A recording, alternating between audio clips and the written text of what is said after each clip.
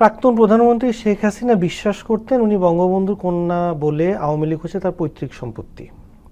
এখানে যারা থাকবে তারা তার লেজুর ভিত্তি মতো থাকবে, এবং আমার নিজের চোখে দেখা অনেক বড় বড় নেতারা তার পায়ের সামনে বসা।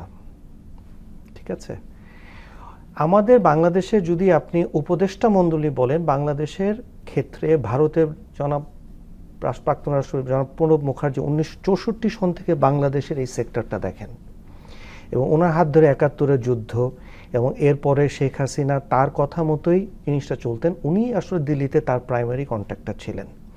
জনাব প্রণব মুখার্জি শেখ হাসিনার মতো বেশ কিছু স্বনামধন্য রাজনীতিবিদদেরও গডফাদার। 96-এর ইলেকশনের সময় যখন উনি প্রথমে রাজনৈতিক দলের যে নেতা নেত্রী আছে তাদের কথা শুনে কিন্তু ভারতের সঙ্গে দূরত্ব সৃষ্টি হয়, যার ফলে উনি 2001-এ হেরে যান। 2008-এর ইলেকশন নীল নকশায় তৎকালীন ভারতীয় রাষ্ট্রদূত পিনাক রঞ্জন চক্রবর্তী এবং ডেপুটি অ্যাম্বাসেডর মার্কিন যুক্তরাষ্ট্র যিনি ছিলেন, উনি একজন ভারতীয় বংশোদ্ভূত ছিলেন, তাদের নকশাতেই কিন্তু আসলে ইলেকশনটা হয়, যেটাতে Awami League landslide election 2/3 majority নিয়ে এসেছেন। এবং সেখান থেকে যে জিনিসটা দেখা গিয়েছিল, এটা আপনারা সবাই জানেন জিনিসটা, যে সেটা হচ্ছে যে শেখ হাসিনা উপদেষ্টা মণ্ডলীর সদস্য দ্বারাই চালিত হইতেন, এবং এদের প্লেসমেন্টটা ওখান থেকে প্রেসক্রাইব করা ছিল, অ্যাপার্ট ফ্রম যারা কিনা ওখান থেকে কথাগুলো বলতেন। এই উপদেষ্টা পরিষদই কি ভারতের প্রেসক্রিপশনে সাজানো হয়েছিল? জি, এবং তারাই আসলে জিনিসটাকে বলতেন যে কোন ডাইরেকশনে যাবেন। আপনি বলছেন যে আমি আসলে ওনাকে I will give her the benefit of the doubt, in the sense যে একটা মানুষ এত বোকা হতে পারে না, ঠিক আছে, কিন্তু উনি প্রেসক্রিপশনে চলতেন। এবং ভারতে আপনি কংগ্রেস বলেন বিজেপি বলেন, ইট ডাজন্ট ম্যাটার, তার জন্য যে জিনিসটা ছিল ভারত বাংলাদেশকে তার ঔপনিবেশিক একটা রাষ্ট্রের মতো মনে করত। আমাদের করে রাখবার জন্য যেইভাবে মেকানিজম করার প্রয়োজন সেটাই তারা করত। জি, এবং এর ভেতর দিয়ে কিন্তু আমি জানি না নিজের জন্য কতটুকু বিপদ এনে বাংলাদেশের স্বাধীনতার একটা মৌলিক যে এক্সিস্টেন্স যে জিনিসটাকে বলে আমাদের হচ্ছে, তারা তো যে কোনো সময় এটাকে নিয়ে নিতে পারতো, কিন্তু নেয়নি। কিন্তু আমাদের জন্য কিন্তু তারা অনেক লাভবান হয়। কিভাবে? অর্থনৈতিকভাবে। আমাদের দেশে যত সোনা ধরা পড়ে, আপনি কেমন খুঁজে দেখেছেন সোনাগুলো কোথায়? তাহলে যায় কোথায়? এটি তো আমাদের আপনি দেখবেন যে বর্ডারে এমনও আছে যারা কিনা ভারতীয়রা ঢুকতে পারে না। এই যে একজন এমপি মারা গেলেন কলকাতায়, আনার, হ্যাঁ আনার, এইগুলো this are sensitive subjects. But আপনি যদি রাষ্ট্র পরিচালনার ক্ষেত্রে বলেন, Sheikh Hasina learned it very well যে 96-এর পরে যে আওয়ামী লীগের কাউকে, এই জন্য কি হলো, আওয়ামী লীগের যত সিনিয়র নেতারা আছেন এবং উনি বুঝছেন যে এরা আমার কম্পিটিশন, আপনি তোফায়েল আহমেদ সাহেব বলেন, সিনিয়র জন নেতৃত্ব, সবাই কিন্তু আস্তে আস্তে উনি কিন্তু সাবট্রাক্ট করে গেলেন, দিয়ে উনি একা ইউনিল্যাটারালি ডিক্টেটরিয়াল যে জিনিসটা উনি যেটা চাইতেন সবসময়, যে আমি একা, আমি থাকবো, আমি সব, আমারই পরিবার, কোনো বিকল্প নেই, কেন আমি খাল কেটে কুমির আনবো। তো এই যে পার্সপেক্টিভগুলো তার যে ছিল, সেটার জন্য উপদেষ্টা মণ্ডলী এদের তো কারো কোনো রাজনৈতিক ব্যাকগ্রাউন্ড নেই, কিন্তু খেয়াল করে এদের ব্যাকগ্রাউন্ডে দেখবেন তারা ব্যুরোক্রেসিটাকে কন্ট্রোল করতে পারতো, ব্যুরোক্রেসিটা তারা বুঝতো, ব্যুরোক্রেসি থেকে তাদের ক্যারিয়ার অনুযায়ী। এবং এইচটি ইমাম তার রোলটা দেখেন, তার এত কন্ট্রোভার্সিয়াল রোল বঙ্গবন্ধু হত্যার সময়ও, অথচ সে হলেন শেখ হাসিনার অ্যাডভাইজার। তো তাদের প্রেসক্রিপশন অনুযায়ী চলতো। তারপর কংগ্রেসও যখন চলে গেল, প্রণব মুখার্জি সাহেব যখন মারা গেলেন, তো দেন অজিত দোভাল অ্যান্ড অমিত শাহ, হ্যাঁ, দে টুক ওভার।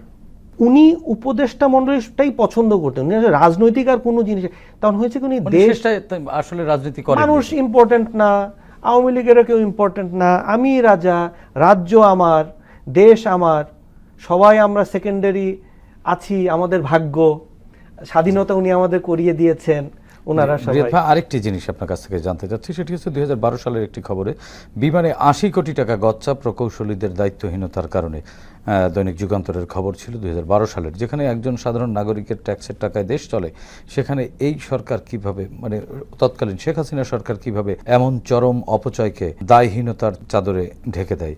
এটা কি রাষ্ট্রীয় দুর্নীতিকে প্রাতিষ্ঠানিক রূপ দেওয়ার আরেকটা দৃষ্টান্ত ছিল কিনা? বিমান বলেন এবং অন্যান্য অর্গানাইজেশন যেগুলো বলেন, এদের কর্মচারীরা তাদের তো আসলে দুর্নীতিগ্রস্ত।